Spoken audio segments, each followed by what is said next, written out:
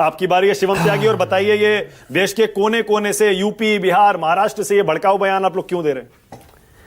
दो तीन चीजें हैं। सबसे पहले तो मैं कहना चाहूंगा मानक जी, ये आपकी जो 5-7 मिनट जो ये बैशिंग करने का प्रयास हुआ है, ये इस देश में कुछ लोगों को आजकल वायरल होने का कीड़ा काट गया है, और अब वो फिर से काट गया। अब मेरा समय है, सारा वायरल खुद ही हो गया, मैं भी कुछ बोल लूं। अब इलेक्शन कमीशन गलत बीच में अपने समय में काफी बोला ना, कमीशन बीजेपी की सरकार अपनी अपनी प्रायोरिटी है। आपने पत्रकारों को बताया लाइन कैसे लिखी जानी है, मैं जवाब देने आया हूं, तो क्योंकि आप उसको कह के थोड़ा वायरल हो जाएंगे। ये देखिए मानक गुप्ता की लगा दी वोट, ऐसी लाइन होगी कुछ, और ये कहेंगे बाबा गुरु जी देखो कितना शानदार बोला मैंने। चुप करिए अब। अगर मीडिया को ज्ञान देना होता और उससे चुनाव जीते जाते तो लेकिन आप कहीं भी नहीं है, क्योंकि आप ज्ञान देने में लगे। अब ये भाषण बंद कर दीजिए, धन्यवाद। मैं अपने समय में बोलना चाहता हूँ। मतलब पत्रकारों में इतनी जान नहीं बची है भैया, बस कर दीजिए। वो अपने सवालों के जवाब हमने मत मेरा वहां तक बर्बाद करूंगा पत्रकारों को ऊपर बात करके। मीडिया में मेरे से बड़े बड़े प्रबुद्ध लोग हैं, वो तय कर लेंगे उनको क्या करना है। अब क्या आलोक शर्मा बताएंगे? ना प्रवक्ता अच्छे और ना पत्रकार तो वो है ही नहीं, तो वो बताएंगे कि पत्रकारों को क्या करना है। थैंक यू, वो अपने आप कर लेंगे। मुझे ब्रह्मा ऋषि के बच्चे हैं क्या? मेरा समय मत बर्बाद। आलोक जी, मेरा और मेरी पार्टी का समय महत्वपूर्ण है, उसे बर्बाद मत करिए। पत्रकारों के लिए वर्कशॉप के लिए एक हॉल मैं बुक कर दूंगा, पत्रकारों को आके दे देना कोई लेक्चर, मुझे नहीं देना। Thank you. अब मैं आगे आना चाहता हूं। इन्होंने कहा कि भाई जिस तरह की चीजें हैं और जैसी स्थितियां हैं और जैसा माहौल है, यहां पर जो है हिंदू राष्ट्र के ऊपर तो एफआईआर होनी चाहिए। मैंने एफआईआर शब्द इस्तेमाल किया। कार्रवाई का मतलब क्या होता है? प्लीज अभी प्लीज बीच में नहीं बोलना, मैं इनके बीच में कार्रवाई चलिए, कार्रवाई कार्रवाई होनी चाहिए। कार्रवाई तो कार्रवाई प्रधानमंत्री होनी चाहिए जो कहता था कि मुस्लिमों का पहला अधिकार है। जबरदस्ती कार्रवाई के नहीं होनी चाहिए, वैसा ही लेकर आएंगे। प्लीज आप इनको रोकेंगे। आलोक जी प्लीज, क्या है भाई? हाँ, एक एक करके चलिए। उम्र बेशक 55, लेकिन बचपन वाली बातें करे जा रहे हैं, डिबेट नहीं करना चाहते। Thank you. तो एफआईआर होनी चाहिए। उम्र की बातें प्लीज, धन्यवाद, हो गया भैया, शुक्रिया शुक्रिया। अपने समय में बोले, धन्यवाद। मैं तो शुक्रगुजार हूं, आपको स्टूडियो में नहीं बुलाया, वरना गिलास फेंक देते आज, इतना अग्रेसिव हो रहे हैं। रुक जाइए भाई, धन्यवाद। अब मैं देशद्रोही और गद्दार कोई कहेगा तो गिलास जाइए भैया, आप गद्दारों को गद्दार ही बोला जाता है। Thank you. अब आगे आने दीजिए प्लीज। आपसे बड़ा कोई गद्दार नहीं है, आपसे बड़ा कोई गद्दार नहीं। पर्सनल मत करिए। एक सेकंड आलोक जी प्लीज रुक जाइए। देखिए मुद्दे पर लड़ाई हो गई, ये तो मेरे अच्छे बड़े भाई हैं। मुझे लग रहा है लड़का आज घर में लड़ाई हो गई इनकी निजी, मुझे लग रहा है कुछ गलत कर दिया। मैं तो घर से 2000 किलोमीटर दूर बैठा हूं, अपना देखिए। लेकिन रुकिए, देश का मिसाल बिगाड़ के रख दिया। नहीं होने दूंगा मैं। धन्यवाद। रुक जाइए, नाराज मत होइए, नाराज मत होइए। चलिए, इतने तो फूफा जी मुद्दे पे आइए होते। Thank you. मैं फिर से पॉइंट पर आना। क्या मानक जी, क्या डिबेट करवा रहे हैं आप? क्या शब्दावली का इस्तेमाल हो रहा है? आलोक जी प्लीज, आपके टाइम में कोई नहीं बोला। आलोक जी प्लीज बोलने दीजिए ना, प्लीज। धन्यवाद। आपने अनइंटरप्टेड बोला।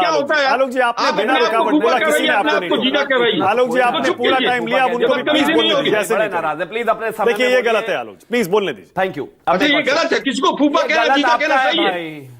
नहीं बिल्कुल नहीं, मैंने कहा पर्सनल कमेंट कोई नहीं करेगा।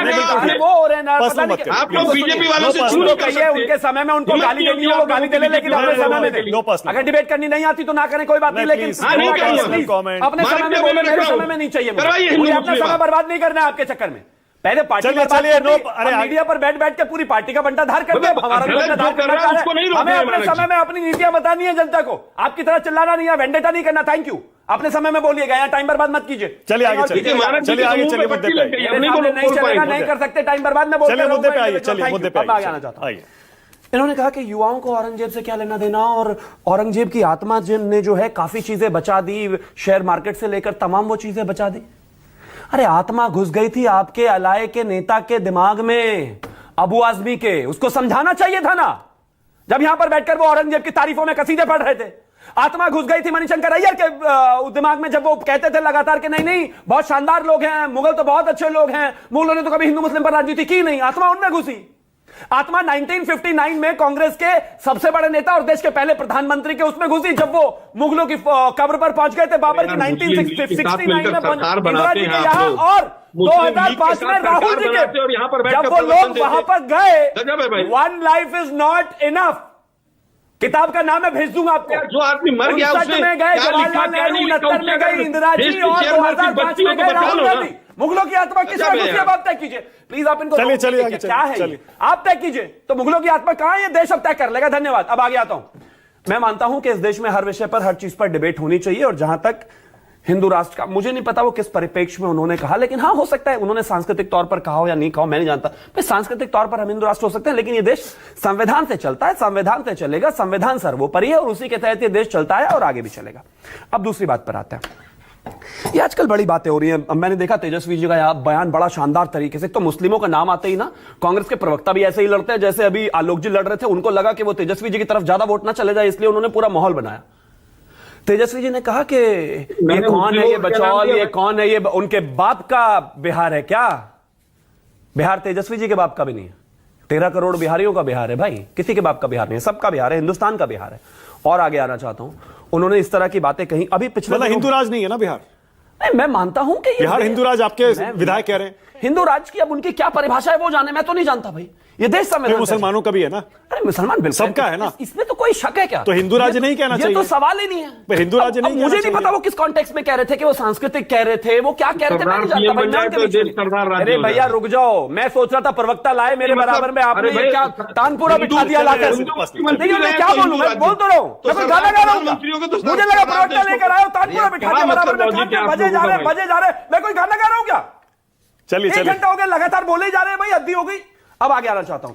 दूसरी एक और चीज ये कही गई कि अभी पिछले दिनों का बयान है अक्टूबर 2024 का, तेजस्वी यादव जी का कहना है कि अगर किसी ने मुस्लिमों की तरफ आंख उठाकर देखी तो हम उसकी ईंट से ईंट बजा देंगे, ईंट से ईंट बजा देंगे। कोई एक बयान निकाल कर दिखाइए इनका, इन्होंने कभी ये कहा हो? हाँ, एक मुसलमान की रक्षा के लिए 5 हिंदू यहां पर खड़े हैं, तो फिर मुझे लगता है कि एक हिंदू की रक्षा के लिए भी 5 मुसलमान खड़े होने चाहिए। किस तरह के बयान क्यों नहीं आते भाई?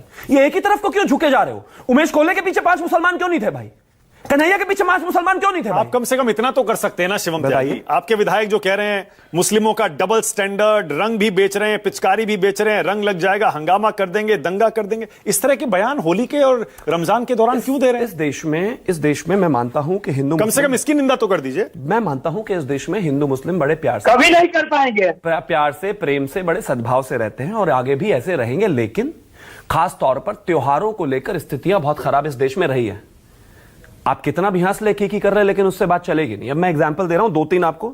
मार्च जो है ये खास तौर पर अप्रैल 2023, मतलब घरों से नहीं निकलना चाहिए ना मुसलमानों को? नहीं, मैं ऐसा मानता हूं कि दोनों त्योहार बराबर तरीके से मन जाए। देखिए एक चीज बताइए, इसी पर आ जाते हैं, साल में जुम्मा पावन बार आता है, बकरीद पर हिंदुओं को नहीं निकलना चाहिए। अरे रुक जाओ भैया, रुक जाओ, क्या हो गया? मिल जाएंगी 2-4 मुसलमानों की वोट, चिंता मत करो। टोपी खा रहे बोलने दो भाई मुझे समय पर अपने, क्या हो गया?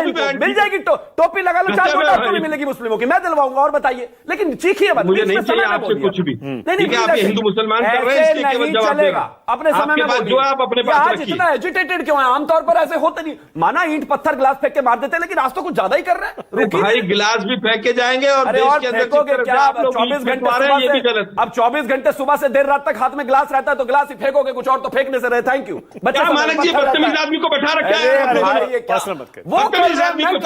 मैंने गुजारिश कर ली, बड़ा बता दिया, फूफा सामान बता दिया, आदमी मानने को तैयार नहीं करना चाहता। अपने शो पर बैठकर बदतमीजी कर प्लीज रुक जाइए। और शिवम प्लीज कोई पर्सनल कमेंट मत करें। और आलोक जी प्लीज आप अपनी बात खत्म करिए, मैं आगे जा रहा हूं। 3 और मेहमान है भी, बिल्कुल नहीं बोल पाए। बीजेपी तनख्वाह देती है क्या आप लोगों को? बीच में ये बदतमीजी कर रहा हूं। नहीं है, इतनी समझ नहीं है, इतनी समझ नहीं है क्या? वो फिर ऐसे कर रहे हैं, पर्सनल मत, बीच में बोल रहे हैं, पर्सनल कमेंट मत भाई। वो मेरे से आके उलझेंगे तो मैं जवाब भी ना दूं। मैं कमेंट करेंगे तो मैं मानक को भी बदतमीज कहूंगा, क्योंकि वो बदतमीजी कहते रहिए। बदतमीज पार्टी के आदमी से बदतमीज सुनना कोई बुरी बात नहीं है, आप कहते रहिए। अब जो बदतमीज, मानक भी बदतमीज है, शिवम भी बदतमीज। मैं अपने समय में बोलना चाहता हूं, मैं उनसे बात भी नहीं करना चाहता। चलिए अपने समय में अपना, चलिए ओके, मैं आगे जा रहा हूं। दूसरा, देखिए इस देश में लगातार इस तरह की चीजें रही हैं, बहुत बार ऐसा हुआ है। ये मुसलमानों के लिए अलग वार्ड बना दो। नहीं, मैं मानता हूं बिल्कुल ऐसा हो ही नहीं सकता इस देश में। मल्हार सर्टिफिकेट नहीं, देश संविधान से चलेगा। सिर्फ हिंदुओं से मीट खरीदेगा मैं मानता हूं देश संविधान से चलेगा। तो ये क्या हो रहा है फिर? मंत्री, विधायक, यूपी, बिहार, सब जगह ये अचानक क्या हो गया? मैं मानता हूं कि देश संविधान से चलेगा। इस देश में हर किसी के अधिकार हैं, समान अधिकार हैं, और ना हम कांग्रेस है कि यहां पर धर्म के आधार पर किसी के साथ इस तरीके की चीजें हो जाएंगी। लेकिन इतना सच है कि हाँ, इस देश में इस छपास की बीमारी की वजह से ये बयान दिए जा रहे हैं। मैं तो नहीं जानता, मैं जब उनसे मिलूंगा और कभी पता चलेगा तो जरूर बताऊंगा। या फिर ये बीजेपी की रणनीति है? मेरी रणनीति क्या हो सकती है? हिंदू मुसलमान करना? नहीं, हिंदू मुसलमान मुद्दों से ध्यान भटकाना, जैसे आलोक शर्मा कह रहे हैं। देखिए एक चीज बहुत साफ है, इस देश में इस तरह की चीजें बहुत बार पहले भी हुई हैं। उत्तर प्रदेश के एग्जाम्पल से शुरू करता हूं मैं। 2013 मुलायम सिंह यादव और अखिलेश यादव जी से रामभद्राचार्य जी मिलने गए। इन लोगों ने 84 कोसी परिक्रमा पर बैन लगाया कि नहीं लगाया भाई इन्होंने? बताइए आप मुझे। इसी उत्तर प्रदेश में क्या कावड़ में डीजे पर बैन लगाया? गलत है ना बयान सारे? प्लीज आप बोलने तो दीजिए। पर बयान तो गलत है ना। माना आप आलोक जी से मेरा प्रेम है, लेकिन आप भी मतलब अगर नहीं, मैं ये पूछ रहा हूं बयान गलत है ना? मैं ऐसा मानता हूं कि जिस तरीके से चीजें हैं, जिस तरीके का विषय है, ये देश लोकतंत्र से चलेगा और लोकतंत्र के आधार पर ही आगे बढ़ेगा। ओके, सुनील साजन, मेरी बात तो होने दीजिए। 3 लोग अभी बोले नहीं, बिल्कुल बुलवाइए। 15 मिनट हो गए। ये तो आपकी और आलोक शर्मा, ये तो आलोक जी को क्रेडिट जाता है, मुझे गिनती का 1 मिनट दे दीजिए बस। Thank you.